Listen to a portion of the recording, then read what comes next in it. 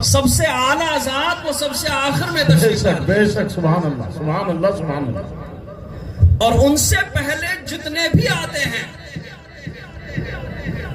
وہ سب بار بار اس ذات گرامی کا اعلان کرتے آتے ہیں بے شک بے شک کہ انشاءاللہ ان قریب وہ ذات رونق افروز ہونے والی ہے، سبحان اللہ۔ ان قریب وہ ذات گرامی آنے والی ہے۔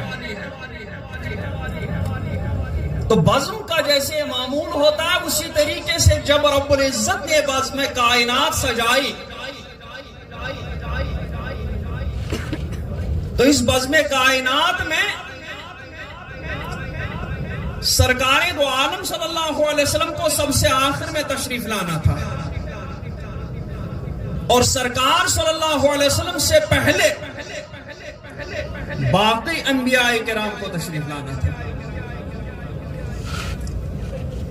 ان باقی انبیاء کرام کو تشریف لانا تھا تو ان کو جمع کر کے اللہ تبارک و تعالی نے ان سے عہد لیا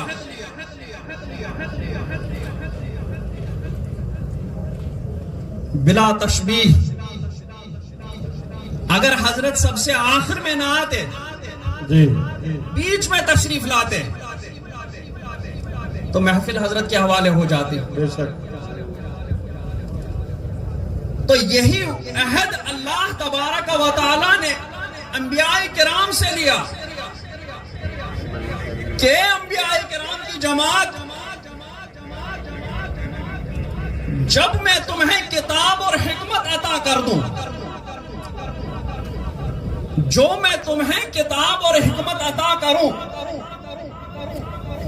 عطا کر کے اس دنیا میں بھیجوں، پہلے حضرت آدم کو، پھر اس کے بعد ترتیب سے ثم جاءکم رسول مصدق لما معکم، اور پھر تمہارے پاس رسول آئے ان باتوں کی تصدیق کرتا ہوا جو باتیں تمہارے پاس ہوں گی، جی یعنی تمہاری کتاب کی، تمہاری رسالت کی، تمہاری نبوت کی۔ لَتُؤْمِنُنَّ بِهِ وَلَتَنْصُرُنَّهُ، تو تمہیں ضرور ان پر ایمان بھی لانا ہے اور ضرور ان کی مدد بھی فرمانا ہے۔ یہ طے تھا کہ سرکار سب سے آخر میں ہی آئیں گے،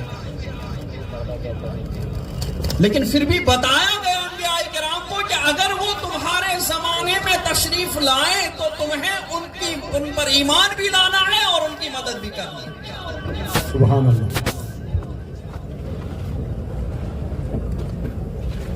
پھر فرمایا گیا قال اقررتم، اتنا ہی نہیں، کیا تم نے اس عہد کا اقرار کیا، اللہ اکبر، اس عہد کو تسلیم کیا؟ وَأَخَذْتُمْ عَلَىٰ ذَلِكُمْ إِصْرِي، اور اس پر میرا بھاری ذمہ لیا؟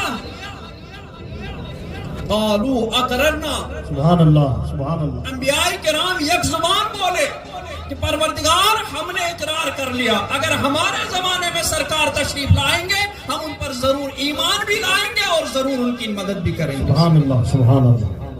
قال فاشهدوا وأنا معكم من الشاهدين، فرمایا کہ گواہ ہو جاؤ اپنے اس اقرار پر، گواہ ہو جاؤ وأنا معكم من الشاهدين، اور میں بھی تمہارے ساتھ تمہارے اس عہد پر گواہ ہوں۔ سبحان اللہ۔ تم لوگوں نے جو اقرار کیا میں تمہارے ساتھ تمہارے اس اقرار پر گواہ ہوں۔ پھر وحید بھی سنائی کہ تم لوگوں نے اقرار کیا، تم بھی اس پر گواہ ہو، میں بھی اس پر گواہ ہوں۔ اب انبیاء کرام معصوم ہیں لیکن انہیں خطاب کیا گیا،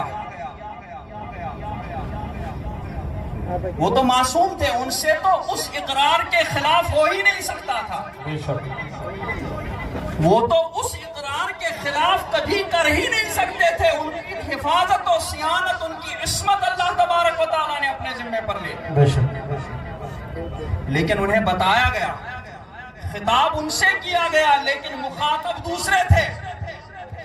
فرمایا گیا فمن تولا بعد ذالک، اللہ اکبر، سنو اس اقرار کے بعد اگر کوئی بھی اس اقرار سے پھر گیا فَأُولَئِكَ هُمُ الْفَاسِقُونَ، تو وہ سب نافرمان ہیں۔ اللہ اکبر، اللہ اللہ، جو بھی اس اقرار سے پھر جائیں گے سب نافرمان ہیں۔ یہ عہد اللہ تبارک و تعالیٰ نے عالم ارواح میں انبیاء کرام کو جمع کر کے لیا ہے۔ بے شک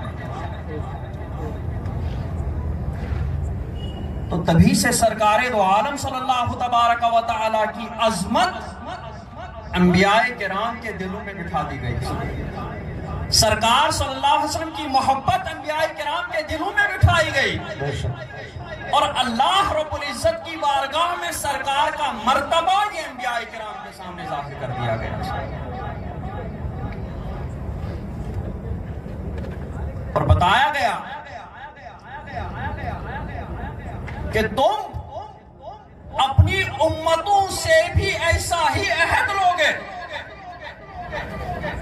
اپنی امتوں سے بھی یہ کہو گے کہ امت اگر تمہارے زمانے میں سرکار دو عالم صلی اللہ علیہ وسلم تشریف لائے تو تمہیں ان پر ایمان بھی لانا ہے اور ان کی مدد بھی کرنا ہے۔ بے شک، بے شک، تو ہر نبی اپنی امت کو بھی سرکار کے بارے میں بتاتا گیا،